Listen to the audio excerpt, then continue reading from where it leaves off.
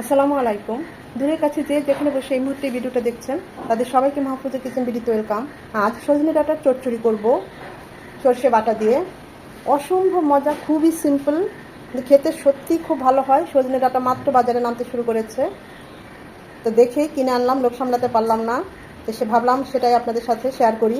আমার কাছে তো এই রেসিপিটা অনেক প্রিয়, মাছ মাংসের চেয়েও বেশি ভালো লাগে। আমি যেভাবে সজনে ডাঁটার চচ্চড়িটা করেছি সেটাই আজকে আপনাদেরকে করে দেখাবো। সাথে করেছি আম ডাল, গরুর মাংসর শিক কাবাব আর মুরগির গ্রিল।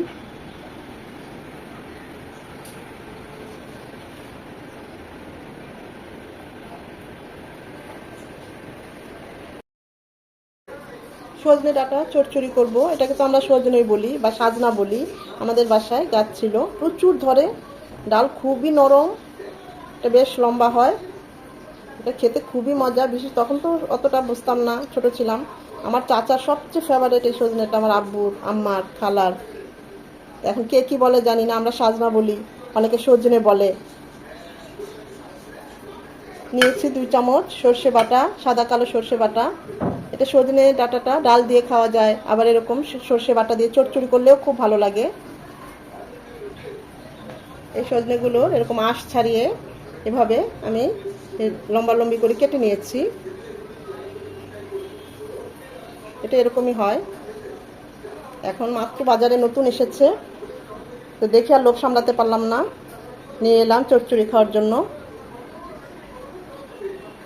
আম ডাল করব, বাজারে নতুন আম নেমেছে, কাঁচা আম। সজনেতে এরকম টসটসে পাকা একটা টমেটো দেব চচ্চড়িতে। আমরা এখন চুলায় চলে যাব। সাথে কিছু গরুর মাংস শিক করব। এখানে সমস্ত রকমের মশলা, কাবাব মশলা দিয়ে গরুর মাংস ছোট ছোট করে পিস করে একটু থেতলে নিয়ে,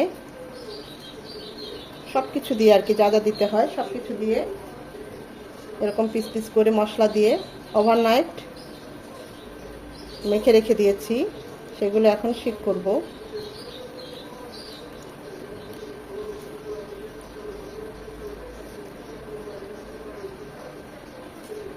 শিক কাবাবের রেসিপি আমার চ্যানেলে দেওয়া আছে, আপনারা চাইলে দেখে নিতে পারেন।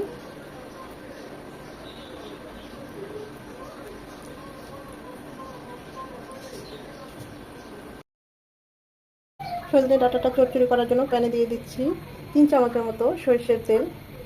তেলটা গরম হয়ে এলে আমি সজনে ডাঁটা চচ্চড়িটা একটা আলু দিয়ে করব।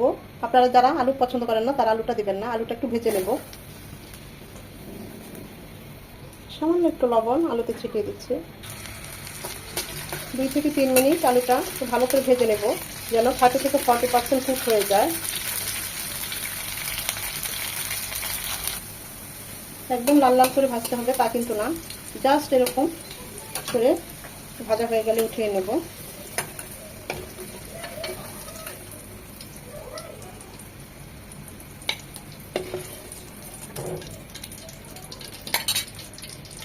এই তেলেই সজনে ডাঁটাগুলো 2 থেকে 3 মিনিট ভেজে নেব, ঠিক আলুর মতো।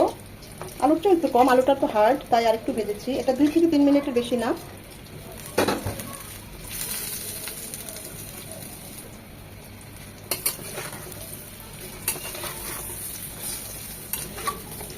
চচ্চড়িতে সাজনাটা আর আলু যদি খান, আলুটা দিলে একটু হালকা ভেজে নিলে টেস্ট খুব ভালো আসে। আবার না ভেজেও একদম কষিয়ে রান্না করবেন, সেটাও অসম্ভব ভালো হয়। ওটাও করি, ওটাও খাই প্রায়। এই তো মাত্র সাজনা সিজন মাত্র নামছে প্রায়, এখন তো প্রায় প্রতিদিনই কম বেশি খাওয়া হবে।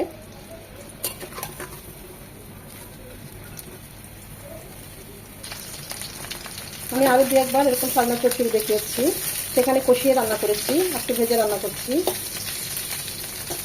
অনেকে সাজনা র ফ্লেভারটা পছন্দ করেন না, সাজনার যে একটা এক্সট্রা গন্ধ, আমার কাছে ওটাই সবচেয়ে বেশি ভালো লাগে। এর চেয়ে বেশি ভাজবো না, জাস্ট হালকা করে 1 থেকে 2 মিনিট একটু ভেজে নেব।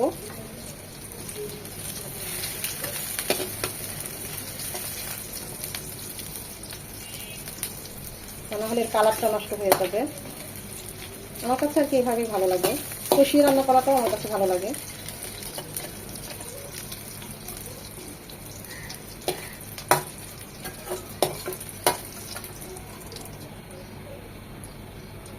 ফোড়নের জন্য দিয়ে দেবো 1/2 চামচ কালো জিরা,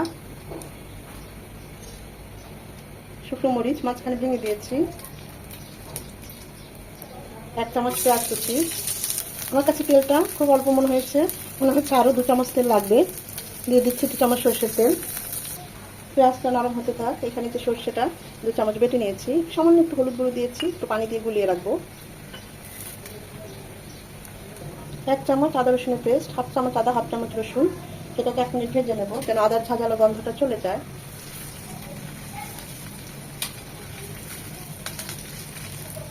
ঝালের জন্য 1 চামচ উঁচু করে মরিচ গুঁড়ো তেলের মধ্যে ভেজে নেব। এতে কালারটা খুব সুন্দর আসবে তেলের মধ্যে মরিচ গুঁড়ো ভেজে নিলে। 1 চামচ হচ্ছে একটু কম হলুদ গুঁড়োটা কম দিবেন, হলুদ গুঁড়ো তা না হলে গন্ধ করবে। সেটাও একটু তেলের মধ্যে ভেজে নেব 20-30 সেকেন্ড যেন হলুদের কাঁচা ভাবটা চলে যায়। মশলাগুলো সব ভালোভাবে কষিয়ে নেওয়ার জন্য 1 চামচ পানি দিয়ে দিলাম।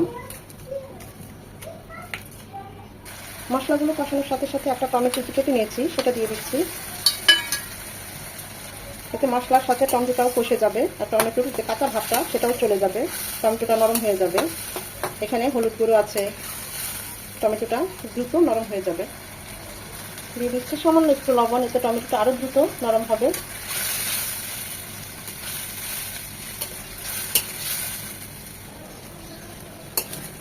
মশলাগুলো ভালোভাবে কষানো হয়ে গেলে টমেটোটা দেখুন একদম কষিয়ে নরম হয়ে গিয়েছে। এখন এখানে দিয়ে দিব আলু আর সজনে ডাঁটা যে আমরা ভেজে নিয়েছি সেগুলো।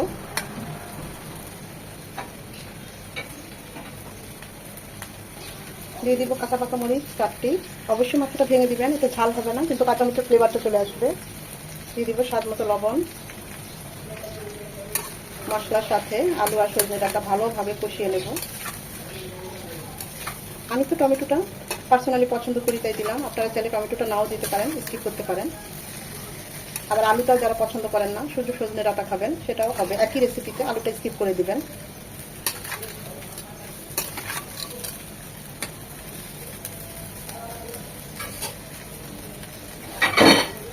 এটা কষবে 3 থেকে 4 মিনিট। আমি অবশ্য মাঝে আরও একটা নেড়ে দিয়েছি। যখন মশলার সাথে একদম এরকম গা মাখা মাখা হয়ে যাবে,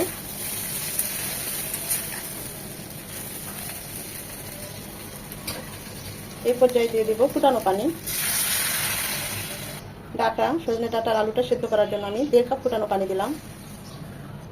এখন এটা কুক হবে 7 থেকে 8 মিনিট।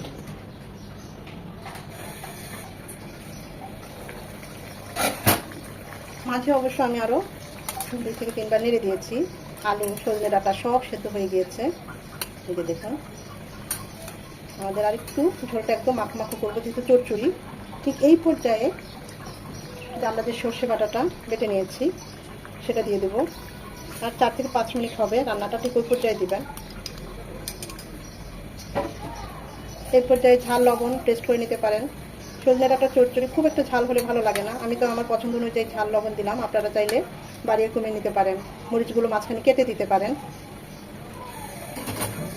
এটা কুক হবে আর 4 থেকে 5 মিনিট।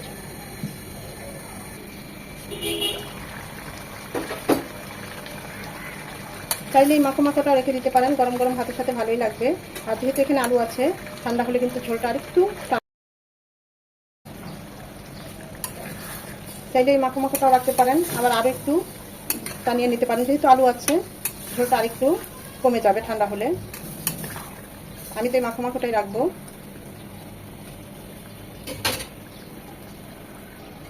নামানোর আগে সামান্য একটু ধনেপাতা কুচি দিয়ে নামিয়ে নেব, টেস্ট ফ্লেভার দুটোই ভালো আসবে।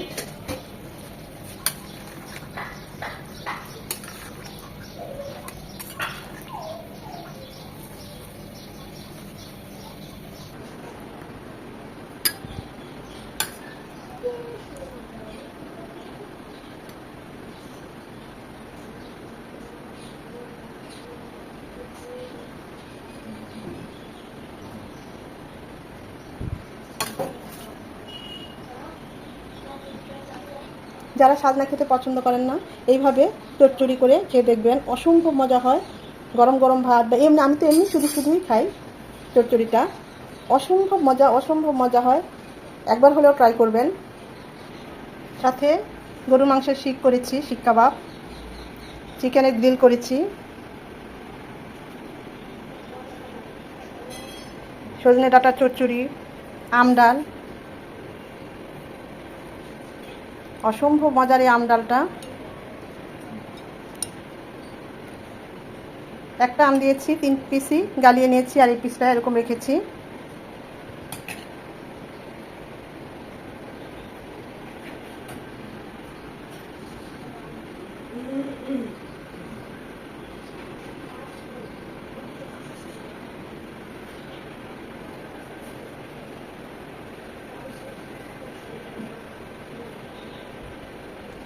আশা করি আজকের এই ভিডিওটা আপনাদের ভালো লেগেছে।